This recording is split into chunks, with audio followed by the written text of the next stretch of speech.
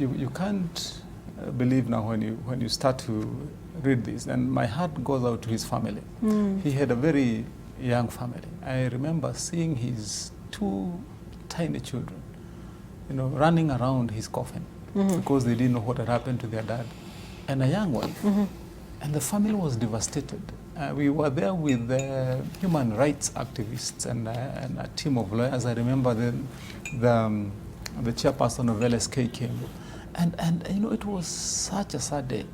But then you can imagine all this happening under such meticulous and careful planning of people we have trusted to protect us. And then lastly, what I would want to comment is we would also need to ask ourselves, when police officers are recruited, what kind of charter, what kind of follow-up is ever made into the progress of who they become when they have been recruited in the police force? And you can measure that in two ways. First, look at police officers, and you played a clip when they were marching to graduate. I mean, straight guys who are flying their feet in the air and fit when they are graduating. But follow that police officer 5 years down the line, and you find him panting under a tummy on a highway here because he can barely turn around. And you ask yourself, really, and that's a serious issue, because you ask yourself, then in the overall, in the disciplined forces, and in the overall, what kind of follow-up do they do?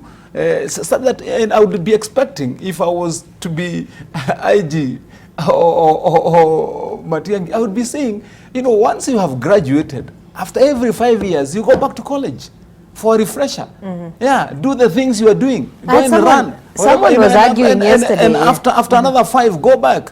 So that we can see your mind is still there. You are still fit. You are ready to continue to be a police officer. But once you allow them to rest and mingle in the luxuries and the whatever, and they have committed and taken oath to be disciplined people and serve as police officers, because I think that's why we are getting it wrong also. I mean, we let them just become and flow within societies and community. So you find some of them, and I don't think that they would be different from doctors. You find some of them have canteens and kiosks. If you've seen the discussion around who owns matatus in Nairobi. You hear that it is 3/4 of those matatus are owned by policemen. I mean, so you'll be asking yourself, what kind of follow-up are we having? Are we having truly disciplined forces after they have been given the medal to start to serve? All right. Yeah.